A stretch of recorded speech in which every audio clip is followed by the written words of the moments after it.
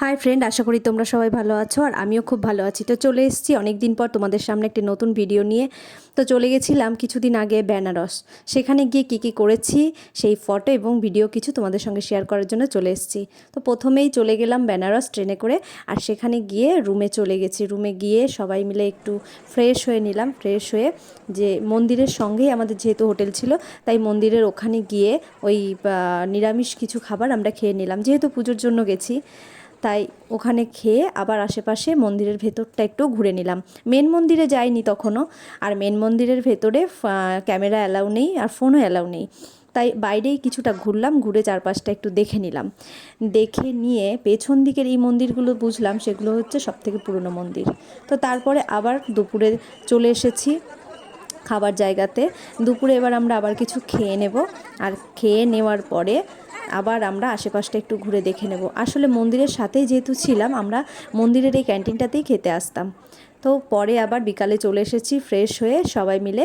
এই যে ছোট নৌকা বা বোট যাই হোক, সেটাতে করে আমরা একটু চারিদিকটা ঘুরে নেব, বিভিন্ন ঘাটগুলোতে একটু ঘুরবো। তো চলে এলাম সবাই মিলে। দেখতেই পাচ্ছ এখানে ঘাটে অনেকে বসে আছে, আর এখানে বসে থেকেই মনে হয় যেন দিন কেটে যাওয়ার মতন, এত সুন্দর। আর ওদিকে ওই যে মরা পোড়ায় যেখানটাতে, ওই জায়গাটার প্রচণ্ড ভিড় এবং একটার পর একটা মৃতদেহ এসেই যাচ্ছে। তো দেখে অন্য সময় খারাপ লাগলেও এখানে খারাপ লাগেনি। তো আমরা এরপরে আমাদের নৌকাটা চলে এসেছে এবং নৌকায় উঠেও গেছি, আর এরপর চারিদিকটা ঘুরে দেখে নেব। খুব সুন্দর লাগছিল। আর এই যে জ্যাকেটগুলো দেখছো, এই জ্যাকেটগুলো সবাইকে পরতে দিয়েছিল ওখানে। এই জ্যাকেটগুলো না পরলে নাকি ফাইন করে। যাই হোক, আমরাও সবাই পরে নিলাম এবং চারপাশটা দেখতেই পাচ্ছ প্রচণ্ড ভিড়, এত লোক চারিদিকে। আর এখানে ঠিক সন্ধ্যের আগেই সমস্ত নৌকা বা ছোটো বোটগুলোকে এক জায়গায় বেঁধে দেয়, যাতে সবাই মিলে এক জায়গা থেকে আরতিটা দেখা যায়। তো আমরাও সেখানে দাঁড়িয়ে গেলাম আর আরতিটা খুব সুন্দরভাবে দেখে নিলাম। খুবই ভালো লাগছিল বেনারসের সেই আরতি। তো দেখে নেওয়ার পরে দেখলাম রাতের দিকে মেন মন্দিরের ভেতরটা অনেকটা ফাঁকা।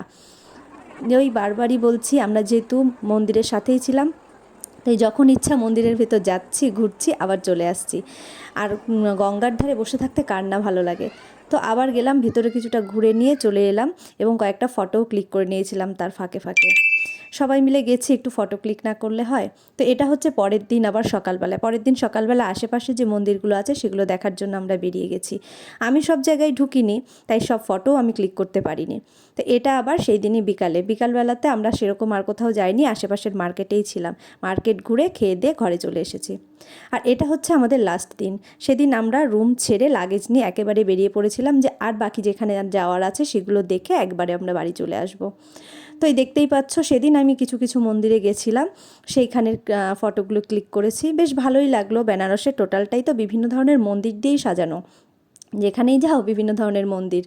তো আমি এই মন্দিরগুলোতে গেছিলাম। তো তারপরে আমরা সবার শেষে গেলাম সঙ্গমে। সেখানে গিয়ে সবাই স্নান করলো। আমি যদিও স্নান করিনি, তবুও গেছি, যেতে খুব ভালো লাগলো।